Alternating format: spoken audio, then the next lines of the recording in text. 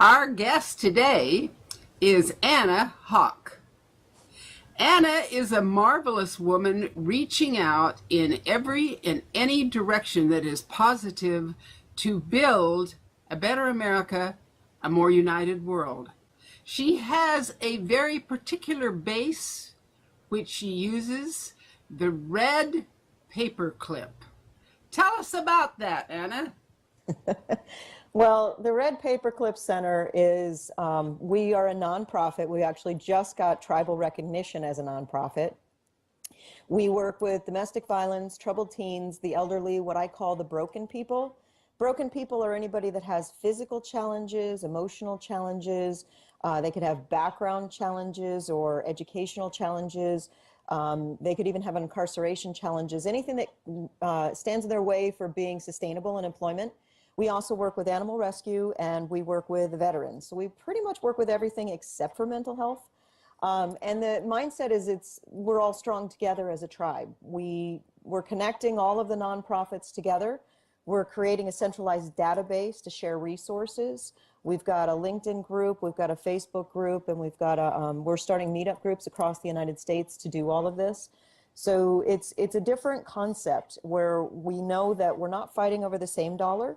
The nonprofit, the Red Paperclip Center, actually runs equally off of cash and trade, all things being currency. I am native. So, it's a very different mindset. We believe that we can end the cycles of abuse literally in one generation, and we can fix the entire global economy. So there's small things that we're working on, but we are working on those. We're working on education, sustainability, all of those things.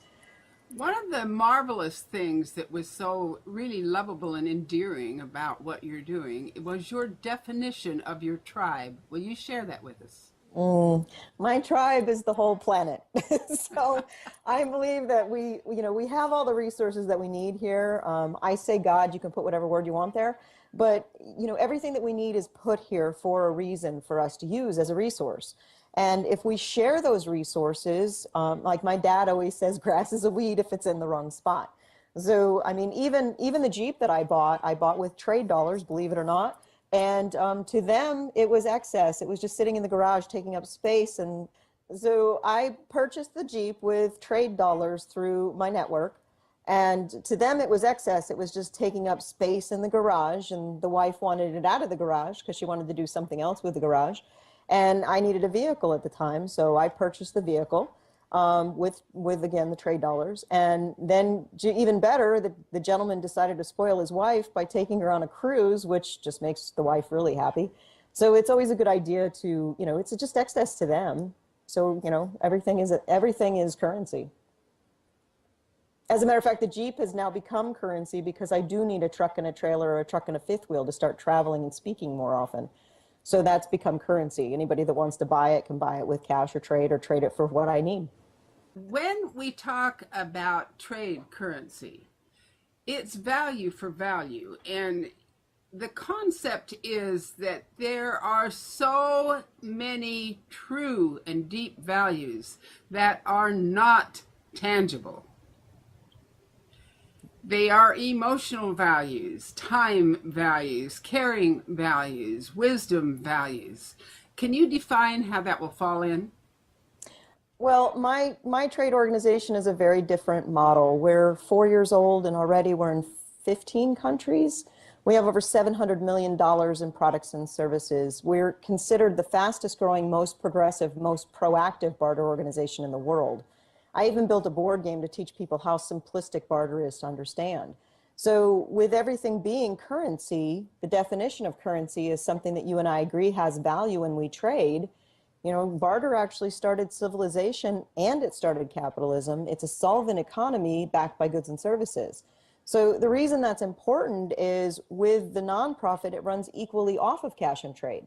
Now, since we just got the tribal status, one of the very cool things that we can now do, we can go to like Harley Davidson, who will very happily donate a $50,000 motorcycle for us to auction off. But instead of them just donating it and being able to write it off on their taxes, we can actually pay them for it and still let them write it off on their taxes. There's a lot of things you can do with barter that you can't do with paper currency. It's a very, very, very powerful tool if people understand it.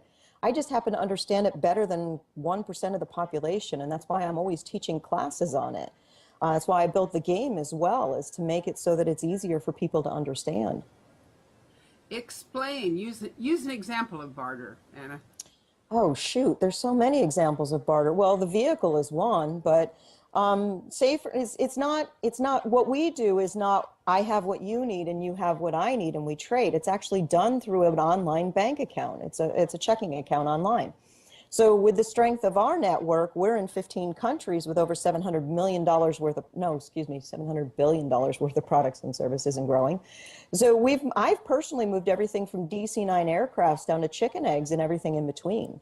So, you got to look at it this way, that excess that somebody has in their garage or their closet, maybe it's some clothes. You can actually sell it to a nonprofit like mine, and we then turn around and either give it or donate it or whatever to maybe somebody that's had a fire or a flood or something like that where they've lost all of their clothing. So you can sell it to the nonprofit with trade dollars. You still get to write it off on your taxes. And we're in negotiation with several states for them to take trade dollars for taxes so that they can launch programs they're currently cutting and pay firefighters, teachers, and police officers correctly. So when people realize the powerful tool that it is, as opposed to the dirty little word, then it becomes very, very strong and powerful. I get a lot of people that get a hold of me wanting to think that I'm anti-government and everything else, which is not true. I believe that we all need to work together, and together we are strong. All right, a tangible example of trade in our network. Say, for instance, let's see, you do advertising, and we purchase the advertising from you with the trade dollars, which are just currency. So we put the trade dollars in your account. Well, we'll use this example. We have a group that does advertising, and he was coming into the Phoenix area, and he said, is there something you could do for my wife? And I'm like, yeah, I think we can spoil the wife. So we got them put up in $1 million mansion while they were here in Phoenix. Beautiful house. We got them all of their restaurants, all the restaurant food, stuff like that while they were in town. We sent him golfing. We sent them on a hot air balloon ride, champagne hot air balloon ride with a limo to go there. The wife now, anytime that he wants her to travel with him, she says, well, I'll only go if Anna's setting it up. So she felt very, very pampered and very, very loved. And, that just makes everything stronger. When you can, do something for someone else. I teach classes on that of how it's called cash conversion, believe it or not. But when you can even use trade dollars to purchase things that you can turn around and sell for cash, or you can do things for other people to help them be sustainable. One of the coolest things that we've learned about trade recently is the federal government considers cash and trade as equal until they don't, and every time they don't, it benefits barter. So one of the greatest things that our nonprofit can do is we found out that somebody that's on disability or any kind of benefits at all, food stamps, whatever, they can actually be paid in trade dollars and it does not affect their benefits at all. It is considered at that point volunteer work. So now we can take the veteran who isn't getting massage or chiropractic or acupuncture or whatever that is, or they're not doing counseling or getting their car fixed or their teeth fixed, and we can actually pay them in trade dollars for doing whatever services they can possibly provide, or we can help them become sustainable by opening a business or whatever that is for them in their world. And they can actually do that, become sustainable without letting go of their safety net first. That's huge. We can really do some good with that one. So we even have the ability with a healthcare program that's very proactive. It allows everyone to be proactive in their health. It's an affiliate partner for my companies, but you can even use your trade dollars, your excess in your garage or your closet or your downtime to pay your deductible in your healthcare. So that allows people to be much more proactive, and everybody that's proactive, they're healthier, and in business, it's very, very important to do. I heard you speak for an organization called Safe Kids Now, which is nationwide and Yeah. growing. And that is where I first got the contact for you. You are affiliated with many organizations and you reach out to become affiliated with more. Would you tell us how that works? Well, like I'm always saying, together we are strong as a tribe, and my tribe is the entire planet. I don't have the what's in it for me mentality. It's not in me at all. So if I can connect you and that makes you more sustainable or your business stronger, I'm going to do it. And it's not, oh, well, you're going to give me a kickback or whatever. I don't care. I believe that we all need to work together. You know, abuse can only survive in the dark. And when we know our neighbors and our friends, then that can't happen. You know, it used to, they keep saying that I teach a new old way. So when you saw your neighbor's house burn down, you used to come together as a community or a tribe and help your neighbor. But now you drive by and go, oh, that's really sad for Joe. But you don't think about the little things that Joe lost. Joe lost his clothes. He lost his dishes. You know, he lost everything in that fire or flood or whatever natural disaster that might have been. So you have excess in your garage or your closet. You may live in a different state, but you may have the exact same thing that Joe needs. So that's why I say that we need to network everyone together. And that's why we're creating that centralized database. Because maybe I don't have the resource for you, and especially right now, I mean, my nonprofit will have 10 to 12 facilities across the United States. Each will be 100 acres, completely self-sustaining, and they will be tribal healing centers, but they're not built yet. So while these people are coming to me, I might not have all the resources that they need, but I can network with the groups that do, and therefore we can do some good. Or we can cross-promote and collaborate. Like I'm constantly talking about a group that they give birthday presents to kids in transition care, and they don't know some of the foster care placement agencies that I know. That's a no-brainer. That's their target demographic. So we just connected them up so that we can do some real good for these kids. And then even better, we can step in with Barter in my nonprofit. We can get these kids college scholarships. We can get them sustainable. We don't have to have them age out of foster care at 18. They'll have a place to go. You know, basically empowering these people at the lowest point in their life. One of the other things that I say is we need to stop victimizing the victim. And having been through a lot, which most people are talking about my stories now, and I'm so glad that they're having to read them online and not ask me, because I don't want to tell them anymore. It doesn't bother me at all to tell them, but I'm not, the victim has to tell the story. The survivor tells the story in a different way. When you become the teacher, you don't care. You're not attached to it. And there's nothing that it doesn't bother me at all if I do have to tell it. But I don't want to have to continually tell it because there's so many other things to do. So it shouldn't be the focus. It should be, let's move forward as the focus. And that's what we're doing. And we're hoping that more people, I mean, we've had, shoot, since you and I've met, we have had massive things happen. I have actually a meeting on Friday with Google. They want to give us a $10,000 in-kind a month sponsorship to do advertising. That's pretty huge. And that's all from meeting that group. So I see a lot of connections and a lot of good that can be done. And that's what the other reason that we created the LinkedIn groups and stuff like that is to help people connect easier, because together we are strong as a tribe. I mean, how many times do I have to say it? Safe Kids Now is linked in many ways with many, many organizations, and that is why it has such an extreme outreach, even beyond the borders of this country. And Absolutely. It was really good to see you come on, because you brought in a different flavor of something that's very deep within each and every one of us. To know that we have value despite what we have in the bank. That is just a basic human wisdom. And yet, with the economy so bad, how many people start believing they don't? It becomes dangerous. It's absolutely true. They start focusing on, we call it the mentality of lack. What I don't have, what I can't do. I don't have enough for that. And that's one of the reasons that I educate people about trade, because everybody has everything they need. They just don't know it. And I mean, you can move things forward. You can start, I mean, think about the parents that are struggling who can't take their kids on vacation, but they've got a garage full of stuff. That doesn't make any sense. I always say empty seats and dirty floors.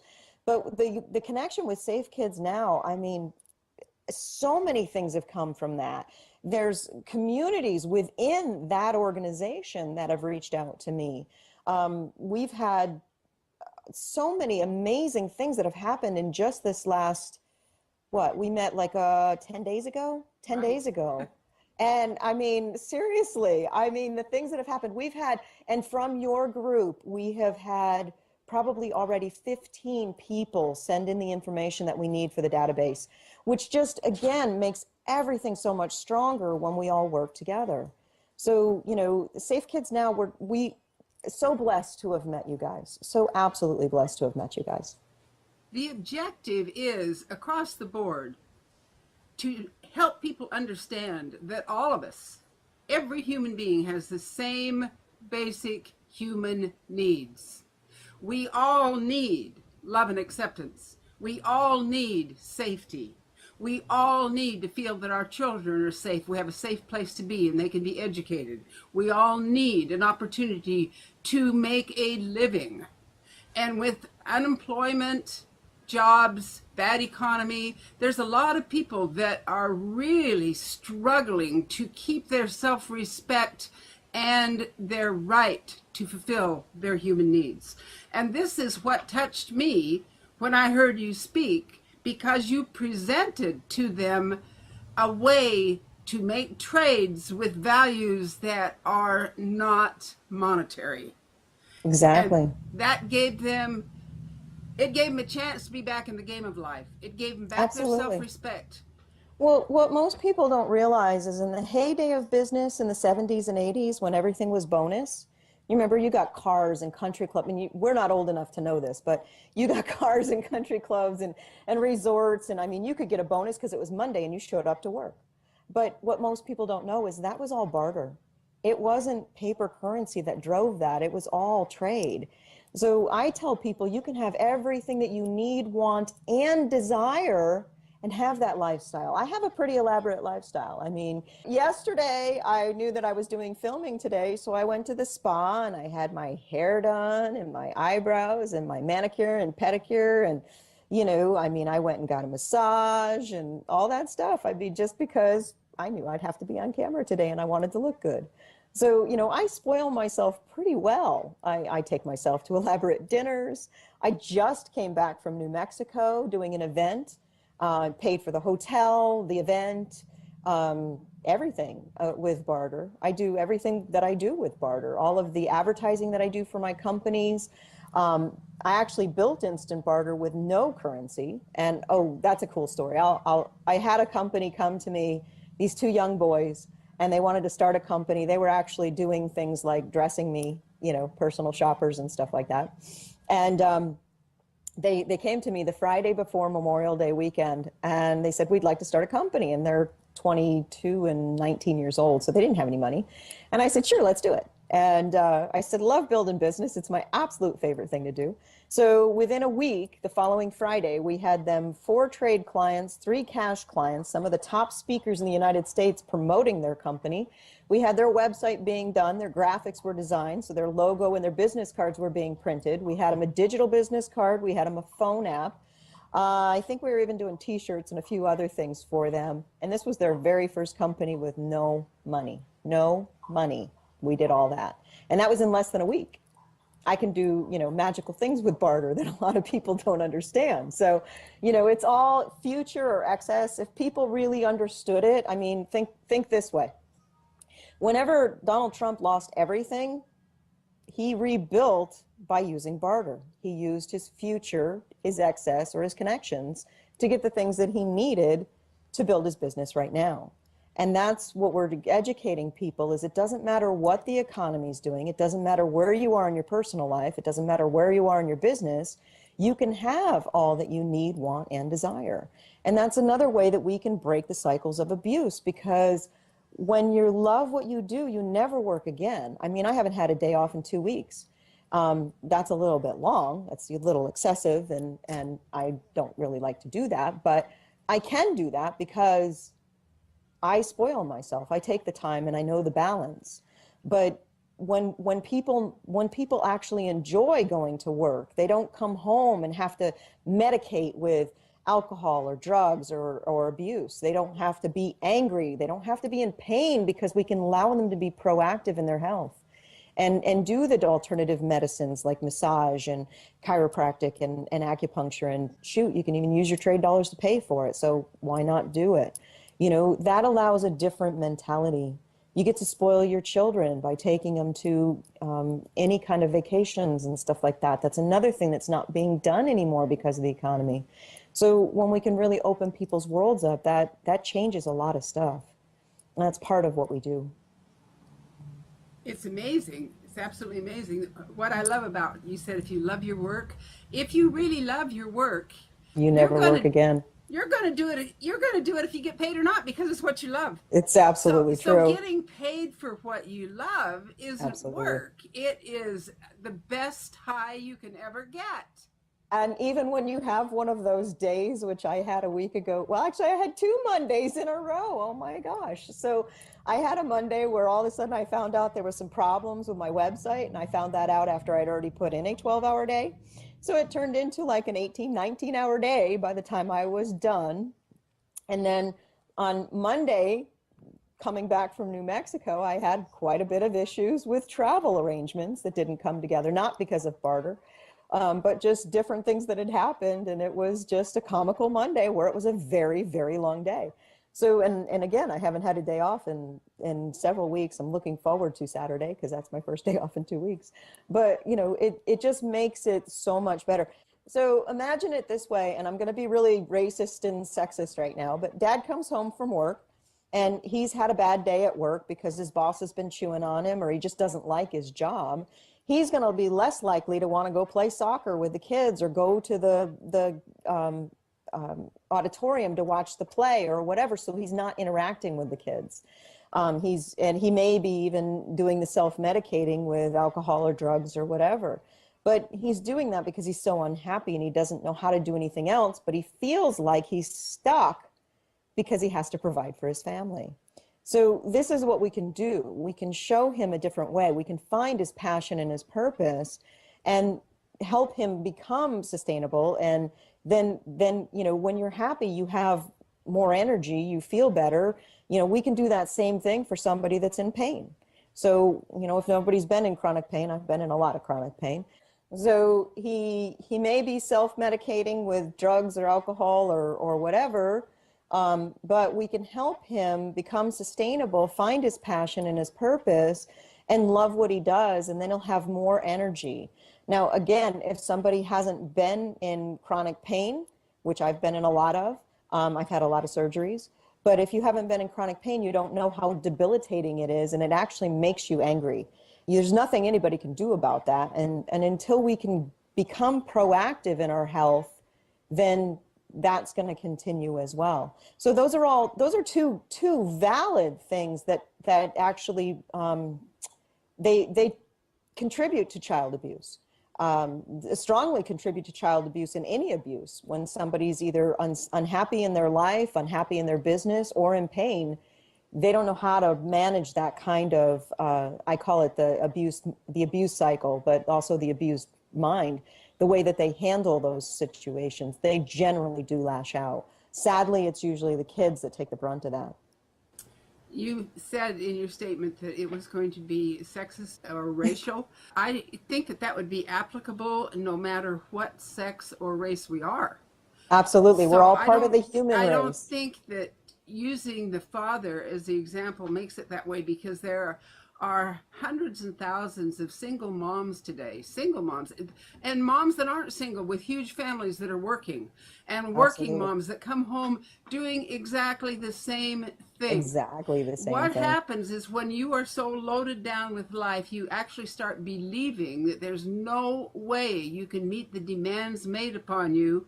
You lose your self-respect. And then what do you do to yourself? You do something stupid.